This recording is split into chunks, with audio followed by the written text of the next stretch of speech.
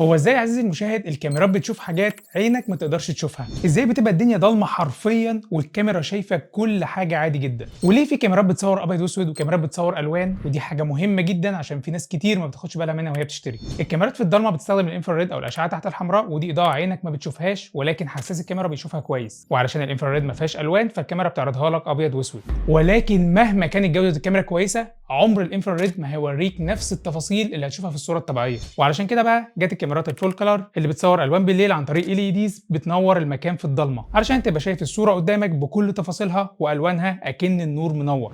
وكل ما عدد LEDs اللي في الكاميرا زادت الاضاءه بتزيد وبالتالي جوده الصوره بتبقى اوضح. معظم الكاميرات الفول كلر هتلاقي فيها 2 LEDs، وفي بعض الكاميرات فيها 4 LEDs، والكاميرا اللي معانا النهارده ديت اللي هي التندا CH9 فيها 6 LEDs، ده لان فيها عدستين، عدسه ثابته وعدسه متحركه تقدر تتحكم فيها بموبايلك. عندك بقى اختيار مهم هتلاقيه في اعدادات النايت فيجن وهو السمارت مود، ده بيخلي الكاميرات بالليل تصور بالانفراريد بس اول ما يحصل حركه قدامها ال LED تنور علشان تصور الوان، واول ما الحركه تقف ترجع تاني للانفراريد علشان توفر في الطاقه وتطول العمر الافتراضي لل LEDs. فخلي بالك يا عزيزي المشاهد وانت بتشتري خليك في الكاميرات الفول كلر علشان الفرق في السعر مش كبير، خصوصا الكاميرات الذكيه اللي زي دي لانها بتشتغل بالواي فاي بدون اي كابلات وبدون NVR كمان، وبتعمل اعداداتها بنفسك في اقل من دقيقه على الموبايل، فانت اصلا هتبقى موفر 8 حاجات كتير.